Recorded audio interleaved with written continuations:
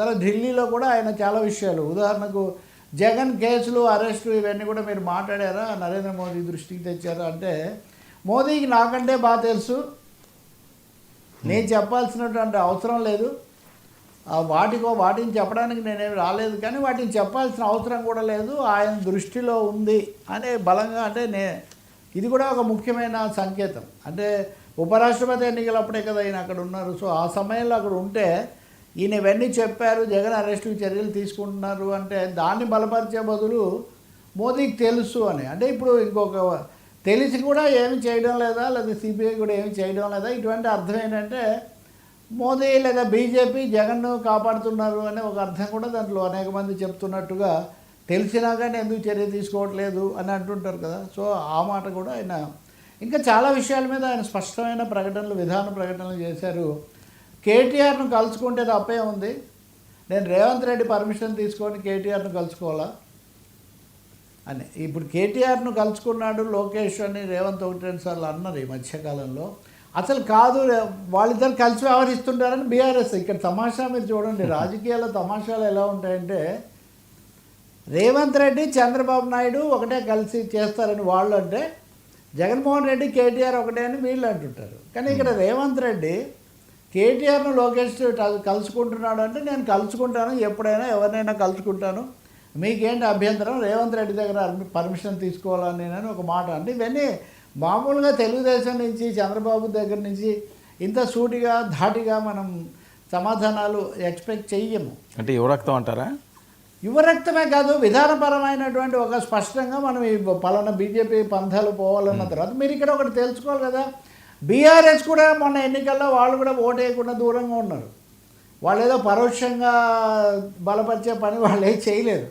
దూరంగా ఉండడం అంటే మరీ జగన్మోహన్ రెడ్డిలా కలిసిపోవడం కాకపోయినా ఎంతో కొంత అది బీజేపీకి ఉపయోగపడే ఒక వ్యవహారమే. ఇప్పుడు కవిత ఆరోపణ కూడా అదే కదా.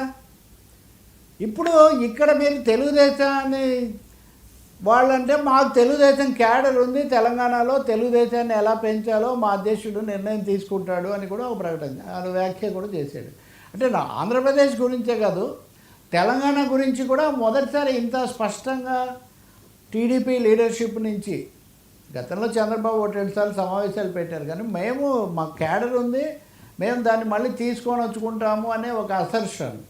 జూబ్లీ హిల్స్లో తెలుగుదేశం పోటీ చేస్తుందా, మద్దతు ఇస్తుందా, రకరకాల, మేము జూబ్లీ హిల్స్లో పోటీ చేయడం లేదని కూడా ఒక ప్రకటన చేశాడు.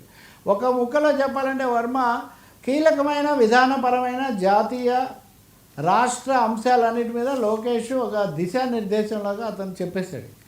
ఓకే, అది ఇప్పటి గురించే కాదు, రాబోయే 5 ఏళ్ల గురించి కూడా ఆయన చెప్పేశాడు.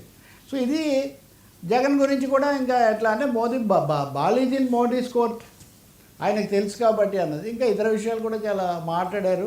అంటే లోకేష్ కేంద్రంతో లేదా మోదీ అమిత్ షాలతో సంబంధాలు ఇవన్నీ పాటిస్తున్నారు, ఇవన్నీ ఆయన చూస్తున్నారు అన్నది దాదాపు 100% నిజమే అన్నది నిన్న ఆయన ఇచ్చిన ఇంటర్వ్యూలో కానీ దీంట్లో కానీ. మనకి ఇంకోటి కూడా, సుదర్శన్ రెడ్డి తెలుగు వ్యక్తి కదా, మరి మీరు తెలుగు ప్రాంతీయ పార్టీ ఎందుకు బలపరచలేదు అంటే, ఇక్కడ ఈ ప్రాంతీయం అది ఇదేం లేదు, మేము రాజకీయంగా వాళ్ళతో ఉన్నాం, వాళ్ళని మేము బలపరుస్తాం, ఇక్కడ తెలుగు అన్న మాట ఇట్ డజంట్ అరైజ్ అన్న పద్ధతిలో అది కూడా.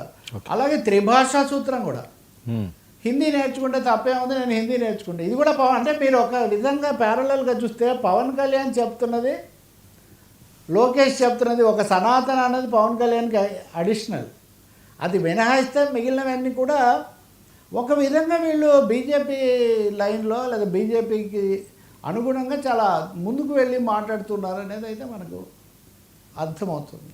ఆ క్రమంలో గతంలో మా నాన్న మాట్లాడింది కూడా కొంచెం తప్పే అన్న చెప్పడానికి కూడా ఆయన వెనకాడలేదు. అంటే గతం తప్పు, భవిష్యత్తుకు భరోసా అన్న పద్ధతిలో బీజేపీ పట్ల మాట్లాడారు.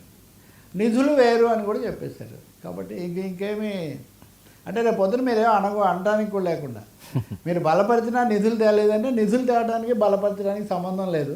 భారతదేశ భవిష్యత్తుకు నరేంద్ర మోదీ లాంటి డెసిసివ్ లీడర్, నిర్ణయాత్మకమైన నాయకుడు ఉండటమే అవసరం, భవిష్యత్తులో కూడా ఆయన ఉండటం అవసరం, కాబట్టి మేము బలపరుస్తున్నాము అని, మోడీగానే మేము బలపరుస్తున్నాము.